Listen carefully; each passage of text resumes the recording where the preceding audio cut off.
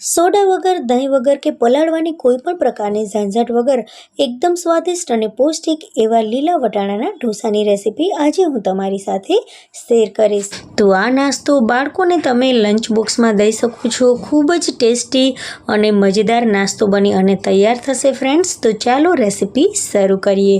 જો તમને આ રેસીપી ગમે ને તો તમે મારી ચેનલને સબસ્ક્રાઈબ કરજો અને તમારા ફેમિલી અને ફ્રેન્ડ્સમાં આ રેસીપીને શેર જરૂરથી કરજો। તો અહીંયા મિક્સર જારમાં મેં ફ્રોઝન લીલા વટાણા લીધા છે। તમારી પાસે જો ફ્રેશ લીલા વટાણા હોય ને તો તે પણ ચાલશે। હવે આપણા નાસ્તામાં સરસ મજાનો ટેસ્ટ આપવા માટે આપણે થોડીક તેમાં બીજી વસ્તુઓ ઉમેરી દઈએ। તો અહીંયા મેં 4 થી 5 લસણની કળીઓ, 2 લીલા મરચાં નાખ્યા છે અને 1 આદુનો ટુકડો નાખ્યો છે। તો આદુનો ટુકડો 1 ઇંચ જેટલો છે। હવે તેમાં ફ્રેશ ધાણા નાખી દઈએ, ધાણા ભાજી નાખી દઈએ। જો ધાણા ભાજી નાખશું ને તો આપણા ઢોસાનો કલર પણ એકદમ સરસ આવશે અને ટેસ્ટ પણ ખૂબ જ વધી જશે। હવે આને મિક્સી જારમાં આ રીતે આપણે પીસી લીધું છે। હવે થોડુંક પાણી નાખી દઈએ અને ફરીથી તેની એકદમ ફાઇન પેસ્ટ તૈયાર કરી લઈએ। પાણી નાખશું ને તો ફાઇન પેસ્ટ એકદમ સરળતાથી થઈ જશે। તો અહીંયા આપણા વટાણાનું એકદમ આ પેસ્ટ બની અને તૈયાર થઈ ગઈ છે। હવે આપણે એક બાઉલ લઈશું અને તેમાં લઈશું ચોખાનો લોટ। તો આપણે 1 કપ જેટલો ચોખાનો લોટ લીધો છે। હવે ચોખાના લોટમાં આપણે વટાણાની પેસ્ટ નાખી દઈએ અને સાથે સાથે થોડાક સૂકા મસાલા પણ નાખી દઈએ। તો અહીંયા આપણે નાખીશું સ્વાદ પ્રમાણે મીઠું, ઓરેગાનો નાખીશું જેમાં લસણ અને ડુંગળીનો પાવડર પણ છે। સાથે સાથે તીખાનો ભૂકો પણ નાખીશું, મરી પાવડર નાખીશું। હવે આ બધી વસ્તુઓને આપણે સરસ રીતે મિક્સ કરી લેવાની છે અને થોડુંક પાણી પણ એડ કરી દઈશું। તો આ રીતે પાણી નાખવાથી આ જે બધું મિક્સર છે તે ખૂબ જ સરળતાથી મિક્સ થઈ જશે। હવે આમાં આપણે જે પેસ્ટ બનાવી હતી તેમાં થોડુંક પાણી નાખી અને ફરીથી આપણે આ રીતે એકદમ તેને ફરીથી મિક્સ કરી લઈશું। આપણે ઢોસા બનાવવાના છે તો તેની જે આપણે કન્સિસ્ટન્સી રાખવાની છે તે એકદમ ફ્રી ફ્લોઈંગ રાખવાની છે। તો એ માટે ફરીથી આપણે આ રીતે 1 ગ્લાસ જેટલું પાણી નાખવાનું અને એકદમ પાણી જેવું આપણે બેટર તૈયાર કરવાનું છે। તો જ્યાં સુધી પાણી જેવું બેટર ન થાય ને ત્યાં સુધી આપણે થોડું થોડું પાણી તેમાં ઉમેરતા રહીશું અને મીઠું પણ એ પ્રમાણે તેમાં એડ કરી દેવાનું।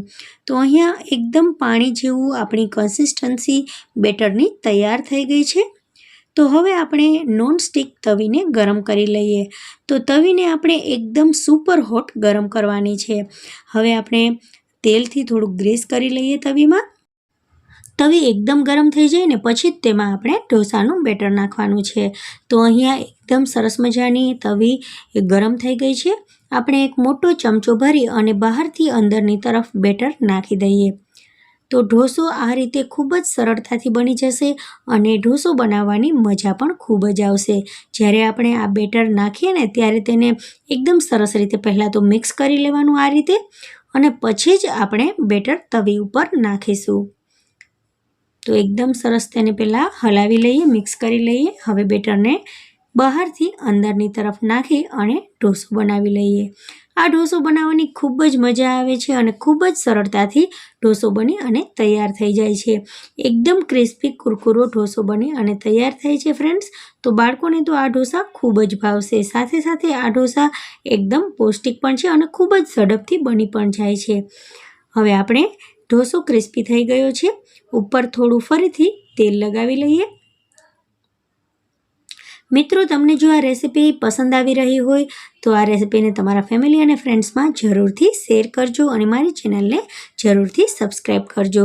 તો ખૂબ જ ઝડપથી અને ખૂબ જ સરળતાથી આપણો લીલા વટાણાનો ઢોસો બની અને તૈયાર થઈ ગયો છે ફ્રેન્ડ્સ। આ ઢોસાને હવે આપણે ડીશમાં કાઢી લઈએ। તો ફરીથી આપણે બીજો ઢોસો પણ બનાવી લઈએ।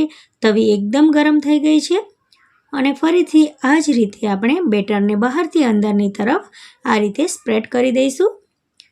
તરત જ આ રીતે ઢોસો બની અને તૈયાર થઈ જશે। મિત્રો, આ રેસીપી એકવાર જરૂરથી ટ્રાય કરજો, તમને ઢોસા બનાવવાની ખૂબ જ મજા આવશે। તો આપણો ઢોસો બની ગયો છે। હવે થોડુંક તેલ તેના ઉપર ગ્રીસ કરી દઈએ। તેલની જગ્યાએ તમે ઘીનો પણ ઉપયોગ કરી શકો છો। ખૂબ જ સરળતાથી આ ઢોસા ઉખડી જાય છે. તો આપણે હવે ઢોસાને કાઢી લઈએ. એકદમ ક્રિસ્પી કુરકુરા ઢોસા બની અને તૈયાર થઈ જાય. તમે આ ઢોસા એમનેમ ચટણી સાથે પણ ખાઈ શકો છો, સંભાર સાથે પણ ખાઈ શકાય. એકદમ મજા આવે છે ખાવાની ફ્રેન્ડ્સ. તો એકવાર જરૂરથી ટ્રાય કરો અને આ રેસીપી બનાવવામાં કંઈ પણ તકલીફ જણાય તો મને કોમેન્ટમાં જરૂરથી જણાવજો. તો અહીંયા આપણા લીલા વટાણાના એકદમ ઇન્સ્ટન્ટ ઢોસા બની અને તૈયાર થઈ ગયા છે. ન તો સોડાની જરૂર છે કે ન તો પછી દહીંની જરૂર કે ન તો પલાળવાની જરૂર. તો મિત્રો, તમને જો આ રેસીપી ગમી હોય તો મારી ચેનલને સબસ્ક્રાઈબ કરજો, બેલ આઇકોનને પ્રેસ કરજો, જેથી મારી નવી રેસીપીઓના વિડીયો તમને સૌથી પહેલાં મળે. Thank you for watching. મળીએ નવી રેસીપી સાથે.